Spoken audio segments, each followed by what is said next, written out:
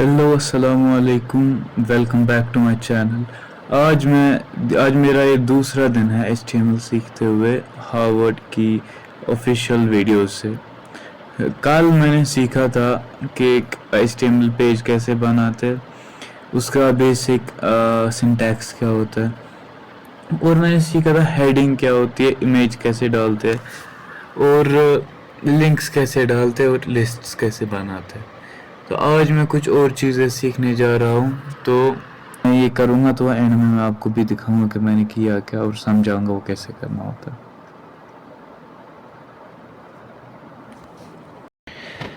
इस वीडियो में इसने आगे हमें और दो चीज़ें, इसने और बहुत चीज़ें सिखाई, लेकिन अभी के लिए मैं सिर्फ दो चीज़ें कर रहा हूँ, जो है टेबल और फॉर्म्स कैसे बनाते हैं। टेबल हमें कब यूज़ कर सकते हैं, जैसे हमें कभी किसी चीज़ को डिस्प्ले करना होगा, या इस चीज़ में क्या होता है क्या नहीं होता है, और वो कैसे डिस्प्ले करेंगे, वो किस तरीके से उसको हम लोग दिखा सकते हैं अपने वेबसाइट पे, वो इसने दिखाया टेबल वाले सेक्शन में। तो टेबल वाले सेक्शन में कुछ ऐसे होता है अपना नॉर्मल फॉर्मेट। अब सिर्फ बॉडी में होती है एक चीज़, बॉडी में एक एक्स्ट्रा टैग होता है, टेबल का टैग। टेबल का जो टैग होता है, इसके अंदर हम लोग दो टैग यूज़ करते हैं, टी हेड और टी बॉडी। जो टी हेड होता है ये हम यूज़ करते हैं हेडिंग के लिए, मतलब इसके लिए, इस वाले ऊपर वाले पार्ट के लिए, एनिमल सेल, प्लांट सेल। इसके बीच में भी मार्जिन नहीं है क्योंकि वो आता है CSS के ब्रांच में। अभी CSS इसने सिखाया नहीं तो मैं भी फिलहाल स्किप करूँगा। तो एनिमल सेल और प्लांट सेल टी हेड में आएगा, जो वहाँ पे डिस्प्ले होता है। अभी कैसे डिस्प्ले करेंगे, टी हेड जो है इसके अंदर हम एक लिखते हैं TR, मतलब टेबल रो, मतलब जो ये रो है, रो हो गए, ये रोज के लिए होता है टेबल TR यूज़ कर।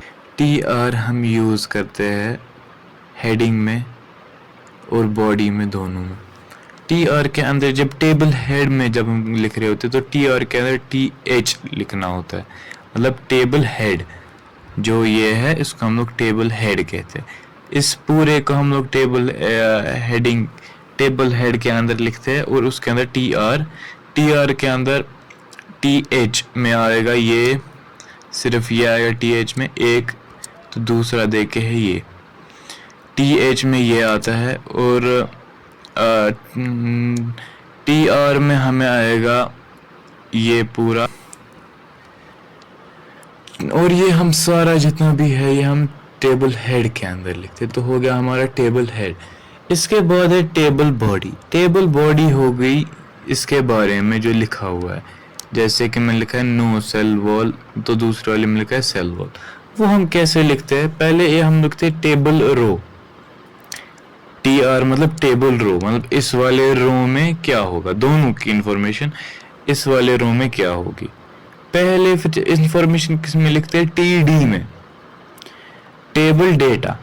टेबल डेटा में हम लिखते हैं नो सेल वॉल, पहले पहले टेबल हेड के लिए पहले TD में लिखना होता है, फिर उसके बाद एक और TD स्टार्ट करना होता है, उसमें लिखना होता है दूसरे रो हेड वाले में, रो हेड वाले का।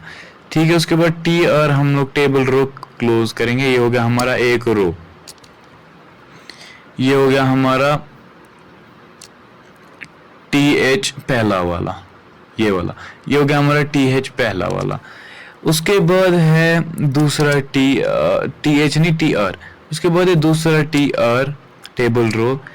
इसके अंदर हम लोग लिखेंगे फिर से नो क्लोरोफिल, TD के अंदर लिखेंगे नो क्लोरोफिल, फिर उसके बाद दूसरे में क्लोरोफिल, वो यहाँ पे आ रहा है। पहला TD ये है, दूसरा TD ये है, और ये हो गया TR फुल, ये हो गया एक TR, ये क्या एक TR, ये हो गई T बॉडी, ये हो गया टी हेड जो इसके अलावा है। तो ये हो गया कैसे टेबल बनाना है और कैसे इसको अपनी वेबसाइट पे दिखाना है। लेकिन जो ये टेबल है इसमें हम देख सकते हैं इसमें कोई भी मार्जिन वगैरह नहीं है इसको अच्छा दिखाने के लिए। वो हम करते हैं CSS की मदद से। CSS यहाँ मैं अगली वीडियो में आपको सिखाऊंगा CSS कैसे यूज़ करते हैं, CSS के फंक्शंस क्या होते हैं। तो फिलहाल आज मैंने आपको फिर अभी तक बताया कि टेबल कैसे बनाते हैं, टेबल में कौन से टैग्स होते हैं, और इतना ही मैंने बताया आपको टेबल्स के बारे में। इसके बाद इसने एक और चीज़ बोली सिखाई है, वो है फॉर्म्स कैसे बनाते हैं, फॉर्म्स क्या होते हैं, फॉर्म्स क्यों बनाते हैं। देखिए अभी तक जो हमने पढ़ा वो बहुत यूज़फुल होता है, लेकिन उसके अलावा भी बहुत चीज़ें होती है। जैसे कभी किसी भी यूज़र को फॉर्म कोई बनाना होता है अपने स्कूल के लिए, अपने ऑफिस के लिए, या फिर कोई भी फिल करना पड़ता है फॉर्म के मेरी ये एज है, मेरी ये एजुकेशन है, मैंने यहाँ से पढ़ा है। और कभी कभी एग्ज़ाम्स के लिए भी क्लास अपनी आइडेंटिफाई करनी होती है, नेम करना होता है। कभी किसी भी डिवाइस में एंटर करने के लिए नेम, पासवर्ड, ईमेल एड्रेस डालना होता है। तो उसके लिए फॉर्मेट, बेसिक फॉर्मेट सेम है, लेकिन बॉडी में कुछ अलग टैग्स और एट्रीब्यूट्स हमने यूज़ किए। जैसे मेन टैग होता है फॉर्म बनाने के लिए, जो डब्बे होते हैं उनको बनाने के लिए मेन टैग होता है इनपुट। जो इनपुट होता है, हम इनपुट एक कंटेनर टैग नहीं है तो इसको क्लोजिंग टैग नहीं होता है।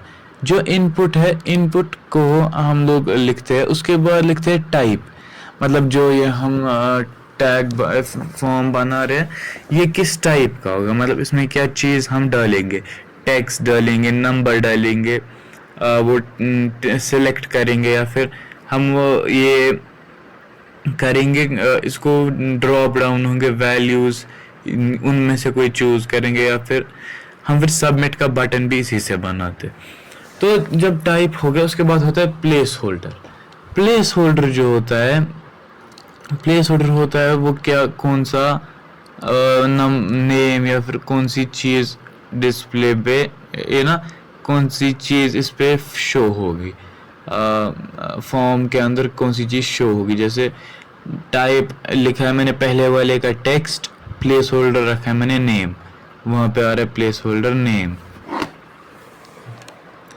आप देख सकते हैं प्लेस नेम आ रहा है प्लेस होल्डर। तो उसके बाद एक और एट्रीब्यूट आप देख सकते हैं, ये यहाँ पे लिखा हुआ है नेम। जो ये नेम होता है ये हमें आगे जाके जब हम अपने वेबसाइट को रेस्पॉन्सिव बनाएंगे, ये उसमें मदद होता है कि जो डेटा आया है उसको कैटेगराइज करने के लिए मदद में आता है। फिर जो दूसरा हमने ये इनपुट बनाया वो हमने बनाया है नंबर के टाइप का, मतलब उसमें हम लोग नंबर्स ही सिर्फ डाल सकते हैं, उसमें हम लोग नंबर्स ही सिर्फ डाल सकते हैं। अगर हम लोग ट्राई करेंगे ये डालने का, वो नहीं जाएगा। तो नेम में हम नंबर्स भी डाल सकते हैं और हम लोग उसमें लेटर्स भी डाल सकते हैं।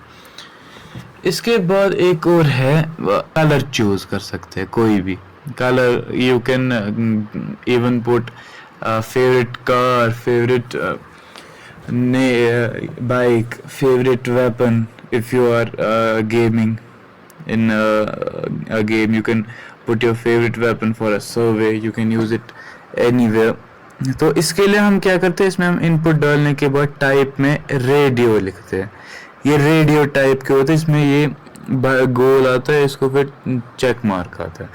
तो नेम हम पहले लिखेंगे, नेम हो गया, हमें क्या आएगा ये वहाँ पे किस ग्रुप में डालना है। उसके बाद आता है वैल्यू। वैल्यू हो गए जो इस गोल के साइड, जैसे उसमें प्लेस होल्डर था, इसमें वैल्यू होता है, इस गोल के साइड से क्या वैल्यू लिख के, वो हो गया वैल्यू। वैल्यू हमने लिखा पर्पल, तो उसके बाद जो हम ये पर्पल लिखते हैं या ना ये कलर लिखते हैं, ये होता है नहीं, ये कलर होता है वहाँ पे शो, जो ये वैल्यू होता है ये हमें शो होता है उस वो तब हमें शो होगा जब हम इसको रेस्पॉन्सिव बनाएंगे। जैसे कि मेरा खुद का कलर फेवरेट कलर ब्लू है, मैं ब्लू पे क्लिक करूँगा, वहाँ पे आ गया ये, आप अच्छे से देख सकते हैं वहाँ पे आ गया ब्लू पे ये। अब किसी का ऑरेंज होगा ऑरेंज पे क्लिक करेगा, किसी का ग्रीन तो ग्रीन पे भी क्लिक कर सकता है।